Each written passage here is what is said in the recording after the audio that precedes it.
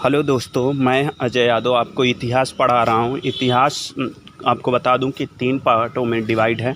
तो उसका हम पहला पार्ट आपको पढ़ा रहा हूँ, प्राचीन भारत। तो प्राचीन भारत में मैं दो या तीन लेक्चर अपलोड कर दिया हूँ। तो अगर हमारे वो पिछले लेक्चर को आप नहीं देखे हैं तो प्लीज़ यूट्यूब पे जाइए और वहाँ पे लिखिए प्राचीन भारत या Asian history by Ajay Yadav. तो वो तीनों लेक्चर आप वहाँ से देख सकते हैं। तो अगर जो बच्चे नए हैं, जो हमारे चैनल पे नए जुड़े हुए हैं, तो प्लीज़ उस पुराने लेक्चर को ज़रूर देखें, तभी आगे का आपको लेक्चर समझ में आएगा, क्योंकि एक लेक्चर दूसरे लेक्चर से कनेक्ट रहता है। कुछ स्टूडेंट हमारे चैनल पे नए जुड़े होंगे तो उन्हें हम यहीं पे बताते चलें कि अभी तक हमने प्राचीन भारत में क्या क्या पढ़ाया। तो बता दूं कि प्राचीन भारत को हमने 5 पार्ट में डिवाइड कर रखा है। तो पहला पार्ट देख रहे हैं, पहले पार्ट को हमने 5 टॉपिक्स में डिवाइड कर रखा है। तो जैसे कि उसमें कौन कौन से टॉपिक को हमने इंक्लूड किया है, तो टॉपिक हैं प्राचीन भारतीय इतिहास के स्रोत, प्रागैतिहासिक काल, सिंधु सभ्यता, वैदिक सभ्यता, महाजनपदों का उदय। तो हम बता दें, अब जो पढ़ा मैं अभी रहा हूँ, कंटिन्यू जो मेरी क्लासेस चल रही हैं वो चल रही हैं प्राचीन भारतीय इतिहास के स्रोत। तो उसमें से हमने अभी क्या क्या देख लिया है। तो हमने उसमें देखा है धर्म ग्रंथ, ऐतिहासिक ग्रंथ, विदेशियों का विवरण, और जो लास्ट पॉइंट चल रहा है पुरातत्व संबंधी साक्ष्य से मिलने वाली जानकारी। ये लास्ट पॉइंट है, ठीक है, इस लेक्चर का। तो अब देखिए आगे हम बात करते हैं पुरातत्व संबंधी साक्ष्य से मिलने वाली जानकारी। पहला पॉइंट है 1400 ईसा पूर्व के अभिलेख। बोगाज कोई एशिया माइनर से वैदिक देवता मित्र, वरुण, इंद्र और नक्षत्र अश्वनी कुमार के नाम मिलते हैं। जो 1400 ईसा पूर्व का जो अभिलेख था, जिसका नाम बोगाज कोई एशिया माइनर के नाम से भी जाना जाता है, इसमें जो वैदिक देवता हैं उसमें मित्र, वरुण, इंद्र और नक्षत्र, जो अश्वनी कुमार के नाम से भी जाना जाता है, इन सब का जो विवरण मिलता है वो बोगाज कोई में मिलता है, बोगाज कोई अभिलेख से प्राप्त होता है।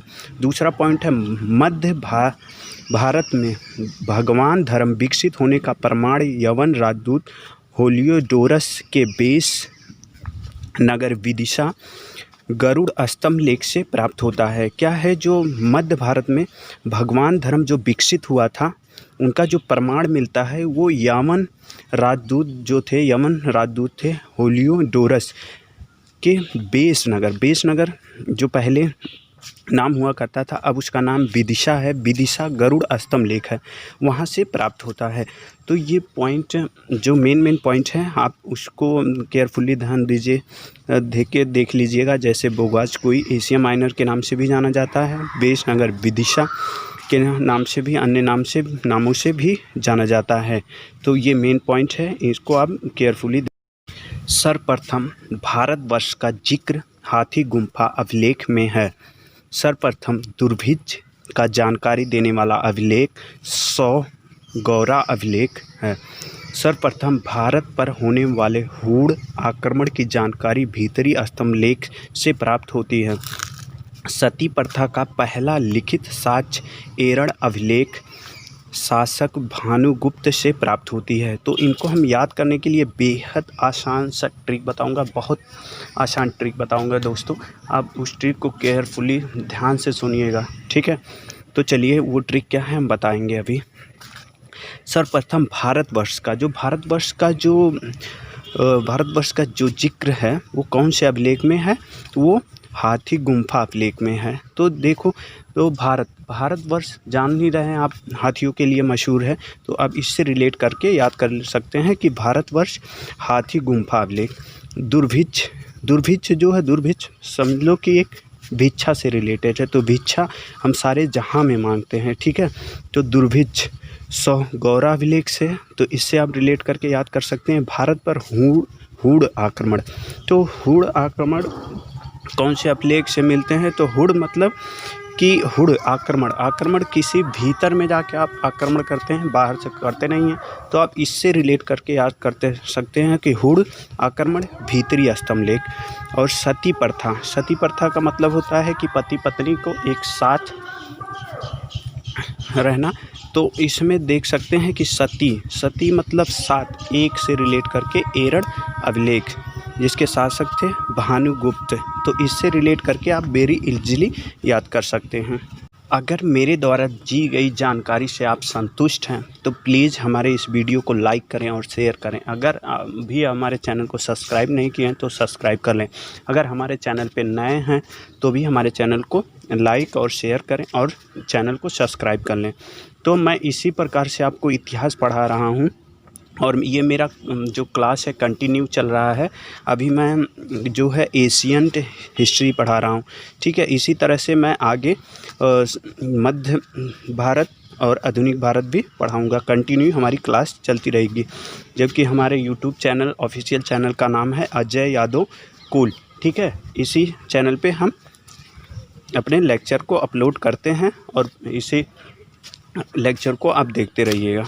हम पे आप लोग विश्वास करिएगा कि इस तरीके से हम आप लोग को ट्रेंड कर देंगे कि आगामी एग्ज़ाम, कोई भी आप एग्ज़ाम देते हैं, चाहे स्टेट पीसीएस हो, चाहे बैंक का हो, रेलवे का हो, कोई भी एग्ज़ाम हो, तो आप जब हमारे द्वारा कंप्लीट सिलेबस जब पूरा हो जाएगा तो हमारे द्वारा पढ़ाए हुए लेक्चर, सभी लेक्चर को आप देखते हैं तो आप इजीली कोई भी एग्ज़ाम क्लियर कर पाएंगे। रेशम बुनकर की श्रेणियों की जानकारी मंदसौर अभिलेख से प्राप्त होती है। कश्मीरी नौपाषाणिक पुरास्थल बुर्ज होम से गर्तावास गड्ढा घर का साक्ष्य मिला है। इनमें उतरने के लिए सीढ़ियां होती हैं। सर्वप्रथम सिक्कों पर लेख लिखने का कार्य यवन शासकों ने किया। समुद्रगुप्त की बीड़ा बजाती हुई मुद्रा वाले सिक्कों से उसके संगीत प्रेमी होने का प्रमाण मिलता है। रेशम बुनकर की श्रेणियों की जानकारी। तो रेशम बुनकर, अब देखिए बुनकर, कोई भी स्त्री जब अगर कोई स्वेटर बुनती है या कुछ बुनती है तो वो बहुत स्लो यानी मंद बुनती है। मंद मतलब स्लो। तो आप वहाँ से रिलेट करके इसको याद कर सकते हैं। रेशम बुनकर की श्रेणियों की जानकारी मंदसौर अभिलेख से प्राप्त होती है। और जो बुर्ज होम से गर्तावास है, जो गड्ढा घर भी कहा जाता है उसको, तो उसमें उतरने के लिए क्या है, सीढ़ियाँ लगी हुई हैं, ठीक है। और सर्वप्रथम सिक्कों पे सर्वप्रथम जो लेख लिखने का कार्य जो था वो यमन के शासकों ने प्रारंभ किया था। और समुद्रगुप्त की बीड़ा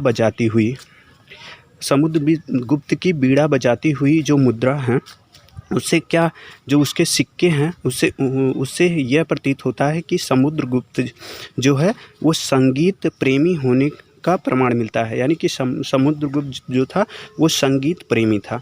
तो ये बहुत ही इम्पोर्टेंट है कि समुद्रगुप्त जो है वो संगीत का बहुत बड़ा प्रेमी था।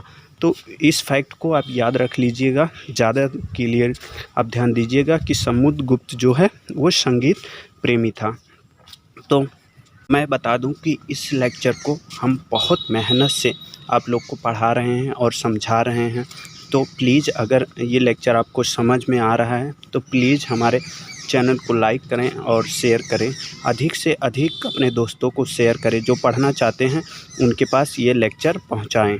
नोट: अभिलेखों का अध्ययन एपिग्राफी कहलाता है। जो अभी तक हम अभिलेख देखते आ रहे हैं तो उनका अध्ययन करना क्या कहलाता है, एपिग्राफी। अरिकमेडू पुदुचेरी के निकट से रोमन सिक्के प्राप्त हुए हैं। क्या है, अरिकमेडू पुदुचेरी के निकट से क्या है, रोमन सिक्के हमको प्राप्त हुए हैं। तो रोमन सिक्के हमको कहाँ से प्राप्त हुए थे, वो प्राप्त हुए थे अरिकमेडू पुदुचेरी के निकट से। यहीं पर प्राचीन भारत का पार्ट फर्स्ट में से टॉपिक फर्स्ट कवर पूरा कंप्लीट होता है। प्राचीन भारतीय इतिहास के स्रोत, यहीं पे हमारा पहला जो भाग का पहला टॉपिक यहीं पे फिनिश होता है, एंड होता है। तो दोस्तों हम आपको बता दें कि अब हम एक टेस्ट रखेंगे, आप लोग को ऑल इंडिया लेवल टेस्ट रखेंगे। तो वो जो कि फ्री ऑफ कॉस्ट होगा। तो हम सारे क्वेश्चन को हम खुद अपने फ्रेम करेंगे, जो कि कहीं ना कहीं एग्ज़ामों में आए हुए क्वेश्चन को हम लेकर आएंगे। तो प्लीज़ रिक्वेस्ट है आपसे, सभी स्टूडेंट से रिक्वेस्ट है कि उस टेस्ट में ज़्यादा से ज़्यादा लोग आएँ और हमारे टेस्ट को दें, जो कि टेस्ट हमारा फ्री ऑफ कॉस्ट होगा, कोई चार्ज हम नहीं लेंगे। आइए दोस्तों, हम आपको एक बार फिर से रिवीजन करा देते हैं कि अभी तक हमने क्या क्या कवर किया है, क्योंकि कुछ छात्र हमारे पुराने हैं, कुछ छात्र हमारे नए हैं। तो एक बार हम रिवाइज करा देते हैं कि अभी तक हम कौन कौन से टॉपिक पढ़ाए हैं और कौन से टॉपिक को हमने कवर किया है। तो आइए एक एक करके सभी को देख लेते हैं। दोस्तों हम देख रहे हैं प्राचीन भारत। तो बता दें दोस्तों कि हम अपनी सुविधा अनुसार प्राचीन भारत को 5 पार्टों में डिवाइड कर लिया है। तो हर पार्ट में कुछ टॉपिक को हमने इंक्लूड किया है, क्योंकि हमारे ऊपर बर्डन कम हो, इसलिए हमने क्या किया है कि 5 पार्ट में इसको डिवाइड कर लिया है। तो आइए देखते हैं कौन से पार्ट में कौन कौन से हमने टॉपिक को इंक्लूड किया है। तो बता दें, जो पार्ट फर्स्ट है उसमें कौन से टॉपिक को हमने इंक्लूड किया है। पहला है जो प्राचीन भारतीय इतिहास के स्रोत, दूसरा है प्रागैतिहासिक काल, तीसरा जो है सिंधु सभ्यता है, और चौथा जो है वैदिक सभ्यता है, और जो पांचवा टॉपिक है इसमें वो है महाजनपदों का उदय। सेकेंड पार्ट में कौन कौन से टॉपिक हैं। पहला जैन धर्म, दूसरा बौद्ध धर्म, तीसरा शैव धर्म, चौथा वैष्णव धर्म, पांचवा इस्लाम धर्म, छठवां ईसाई धर्म। पार्ट थर्ड फर्स्ट टॉपिक है इसमें मगध राज का उत्कर्ष, सेकंड सिकंदर, फोर्थ है मौर्य साम्राज्य, थर्ड है मौर्य साम्राज्य, और जो फोर्थ है ब्राह्मण साम्राज्य। फोर्थ में कौन कौन से टॉपिक इंक्लूड हैं। पहला है भारत के यवन राज, दूसरा शक, तीसरा कुषाण, चौथा गुप्त साम्राज्य। पार्ट नंबर 5 पहला टॉपिक है इसमें पुष्यभूति वंश, दूसरा है दक्षिण भारत के प्रमुख राजवंश, तीसरा टॉपिक जो है सीमावर्ती राजवंशों का अभ्युदय। मित्रों, वीडियो लंबे हो जाने के कारण हम आपका पूरा रिवीजन इस क्लास में नहीं करा पा रहे हैं, तो मुझे खेद है। हम बता दें कि नेक्स्ट क्लास में हम आपका रिवाइज करा देंगे कि क्या क्या कौन से लेक्चर में हमने आपको क्या क्या पढ़ाया है। ठीक है, तो क्षमा चाहते हैं, इस लेक्चर में हम वीडियो लंबी हो जाने के कारण पूरा रिवाइज आपका नहीं करा पा रहे हैं। तो दोस्तों अब यहीं पे जो समाप्त हो गया है प्राचीन भारतीय इतिहास के स्रोत।